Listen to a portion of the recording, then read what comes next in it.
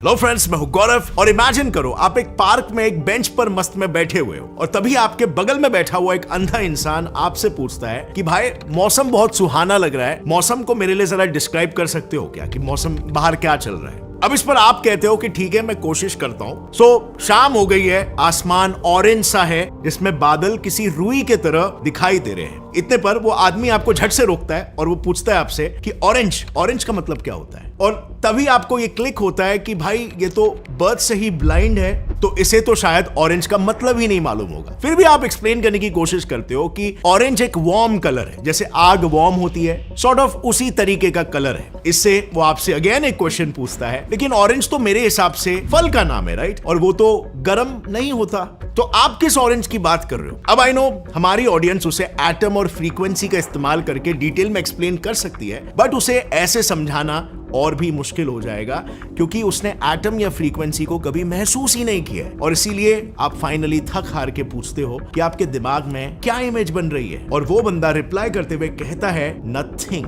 और आप ये सुनकर शॉक हो जाते हो क्योंकि जब आप या हम लोग जब आंखें बंद करते हैं तो हमें नथिंग नहीं दिखाई देता, हमें जो भी हम सोचते हैं उसकी इमेज दिखाई देती है ना। Now here is what I am trying to say. देखो, आप और वो आदमी दोनों ही इंसान हैं, पर सिर्फ एक सेंसरी ऑर्गन ना होने से उसके लिए यूनिवर्स की रियलिटी हमेशा बिल्कुल अलग महसूस होती है। वो चीजों को किसी और ही पर्सपेक्टिव से देखता है और हम किसी और से।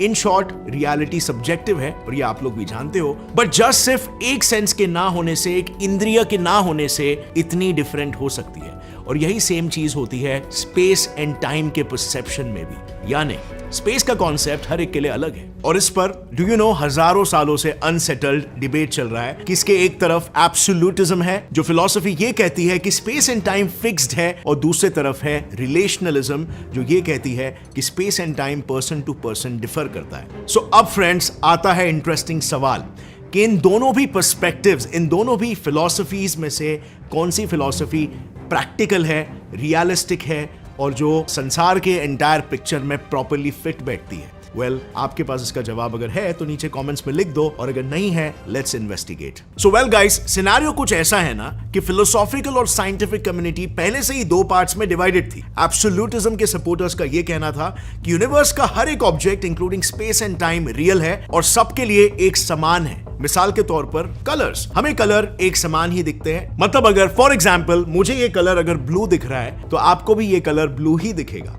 बट यू नो व्हाट, ऐसा नहीं है। दुनिया के 100,000 में से हर एक इंसान को ये कलर येलो दिखेगा, और इनफैक्ट हर 12 में से एक इंसान को कलर ब्लाइंडनेस की वजह से कोई ना कोई कलर आपके कंपैरिजन में दूसरा ही दिखेगा। मतलब उन्हें रियलिटी आपकी रियलिटी से अलग दिखाई दे रही है, जो बाय द वे रिलेशनलिज्म पर्सपेक्टिव से एकदम फिट बैठता है। अब कलर्स जो लाइट से पैदा होते हैं वो भी एक स्पेशियल एंटिटी है, और इसीलिए रिलेशनलिज्म का कहना यह है कि सबसे अल्टीमेट स्पेस एंड टाइम भी सबके लिए अलग अलग ही है, क्योंकि वो भी हर एक इंडिविजुअल इंडिपेंडेंट यूनिक ऑब्जर्वर के लिए यूनिक है, क्योंकि वो उनके यूनिक पर्सपेक्टिव्स पर डिपेंड करता है। अब 16th सेंचुरी के philosopher slash mathematician Rene Descartes absolutism के बिल्कुल सपोर्टर थे, क्योंकि वो ये माना करते थे कि मैथ के जरिए रियलिटी को समझा जा सकता है। उन्होंने यूनिवर्स को एक 3D ग्राफ कंसीडर किया और उस पर नेचर में दिखने वाले अलग अलग ऑब्जेक्ट्स को इस 3D ग्राफ पर प्लॉट किया। अब क्योंकि ये सारी चीजें बिना यूनिवर्स के रूल्स को डिसरप्ट किए ग्राफ पर प्लॉट हो रही थी, इससे रेने डेकार्ट ने ये कंक्लूड किया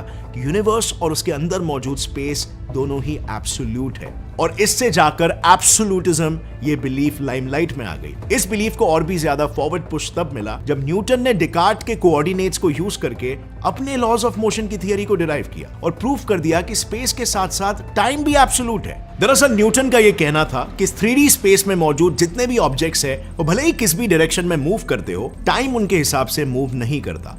वो हमेशा यूनी डायरेक्शनल ही आगे ही बढ़ते रहेगा, और वो भी एक फिक्स स्पीड से। अगर इसे सिंपल भाषा में बताऊं तो वो कहते हैं ना, समय किसी के लिए भी रुकता नहीं है, बस वही कॉन्सेप्ट है। अब यही सोच स्पेस और टाइम को लेकर कई सालों तक चलती रही, बट देन न्यूटन ने यहां पर थोड़ा सा पंगा ले लिया। उन्होंने कैलकुलस को इजाद करके एब्सोल्यूटिज्म पर ही सवाल पैदा कर दिया। दरअसल न्यूटन जिस कैलकुलस को इजाद करने के लिए जाने जाते हैं वो असल में जर्मन पॉलीमैथ गॉटफ्रीड लेबनिज ने किया था। लेकिन न्यूटन उस समय के एक जाने माने मैथमेटिशियन और फिजिसिस्ट होने की वजह से काफी ज्यादा उस चीज का क्रेडिट न्यूटन को चला गया। सो न्यूटन को काउंटर करने के लिए लेबनीज ने एब्सोल्यूटिज्म के ऑपोजिट कॉन्सेप्ट रिलेशनलिज्म को सपोर्ट किया और ऐसी थियरी रखी जिससे इंस्पायर होकर आइंस्टाइन तक अपने आप को लेबनीजियन मानने लग गए। सो लेबनिज ने एग्जैक्टली क्या कहा था? सो देखो, लेबनीज मानते थे कि स्पेस पार्टिकल्स की प्रॉपर्टी है और स्पेस मोनाड्स नाम के पार्टिकल्स पर डिपेंडेंट है। इजी अंडरस्टैंडिंग के लिए मान लो ये कुछ पार्टिकल्स है।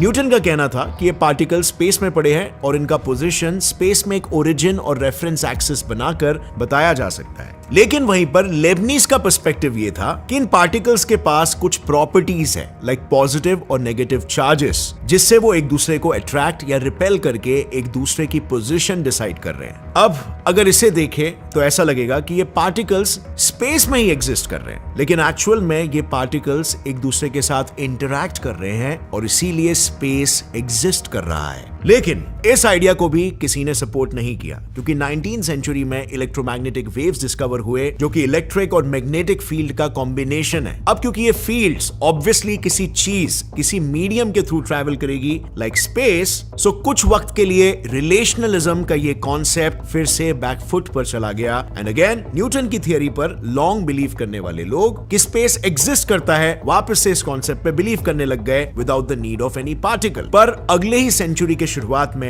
आइंस्टाइन ने फिर से यहां पर पासा पलट दिया। 20th सेंचुरी के आते ही एल्बर्ट आइंस्टाइन ने यह प्रूव किया कि स्पेस टाइम एक सिंगल एंटिटी है जो एक दूसरे के बिना एग्जिस्ट ही नहीं कर सकती। अब जैसे कि हम ये जानते हैं, अगर हम स्पेस में मूव करेंगे तो टाइम स्लो होगा और साथ ही स्पेस भी वॉर्प होगा, और यही थी एल्बर्ट आइंस्टाइन की theory of relativity. In short, Einstein ने यह प्रूव कर दिया कि स्पेस टाइम एक दूसरे के लिए रिलेटिव है और